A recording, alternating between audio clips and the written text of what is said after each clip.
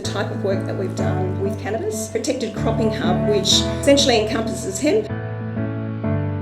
Presenters from our sponsors at Trobe University, so we can celebrate the fact that we're here in their wonderful building and learn a bit more about what's been going on in the plant breeding world and also the applications of that. So I'd like to introduce Monika Doblin to the podium, who's going to provide an overview of the ARC Protected Cropping Hub and the tailored building approach.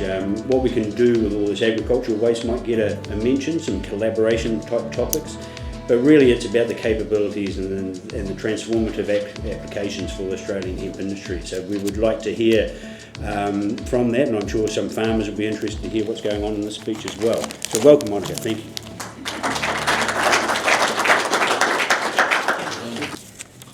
Perhaps while Bernard's just getting the presentation up, I'd like to also thank the organisers for giving me the opportunity to, give an overview of what capabilities we have in this amazing building. AgriBio is a $240 million investment made about 10 years ago, and it's essentially one of the leading plant science, molecular science buildings in the Southern Hemisphere, not just Australia. So we have enormous capability in this building. I'd like to, also thank, the people on the ground who have really, committed a lot of time, not just at this meeting, but in the past. I'd like to shout out to Stu Gordon, who really helped us on our journey in cannabis in general. I think it's already been alluded to that there's a lot of love in the room in terms of, the commitment of people who are passionate about hemp and how that plays into sustainable agriculture in Australia. I would also like to, the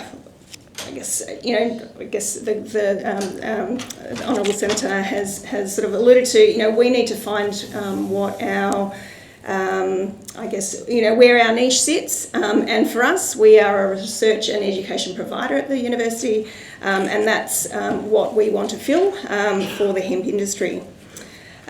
We would like to learn more about what the gap is in the hemp industry so we can play our role in filling that gap. And for me, I'm a plant cell biologist, and so the area of fibre is right in my wheelhouse. The cell wall is that rigid structure that sits around every plant cell, and it's the major contributor to yield and to the quality traits in the products that you're trying to hopefully produce. And so the expertise is in this building. I'd also like to say that we'll be definitely making a submission, and we're here to learn as to how we can best position the hemp industry to really deliver what is a really promising element in the sustainable agriculture sort of landscape in Australia. So I'd like to just give a little bit of an overview of the types of things that we've been working on. We have had a medicinal agriculture hub in the last 5 years here at La Trobe, and now have a protected cropping hub which essentially encompasses hemp, but also other medicinal crops and horticulture crops. And the types of capability that we have. So we have deep expertise in cultivation practices, and Ricardo's going to give an example of the type of work that we've done with cannabis.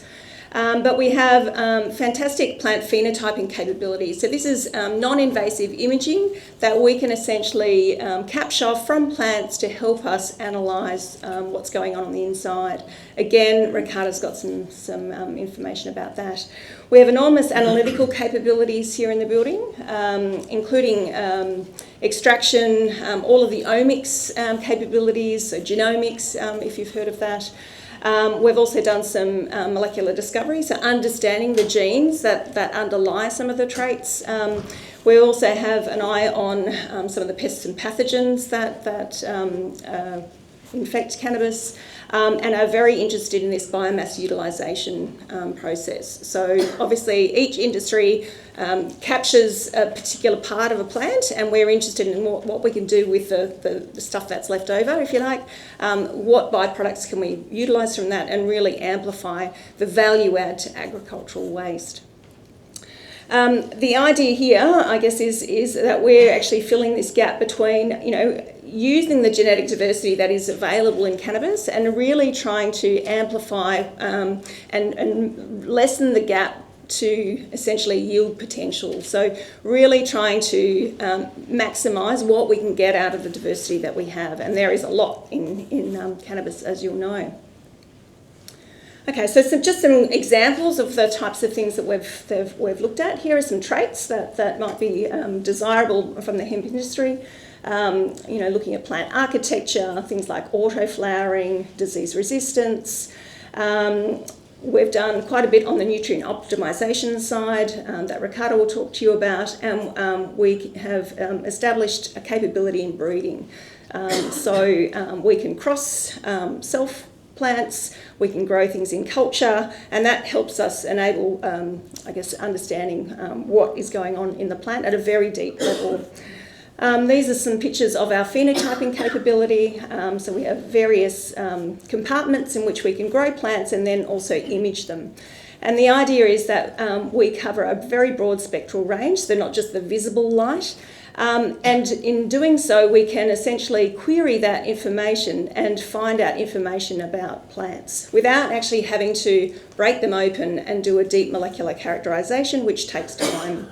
So we can use these in real time, and we can use indices which transform that image data into something which allows us to tell the difference between plants. So this is an example showing the difference between these plants. We can use this type of technology to understand what's going on and perhaps have some very quick action to rescue plants, for example, if they require some additional nutrient, for example.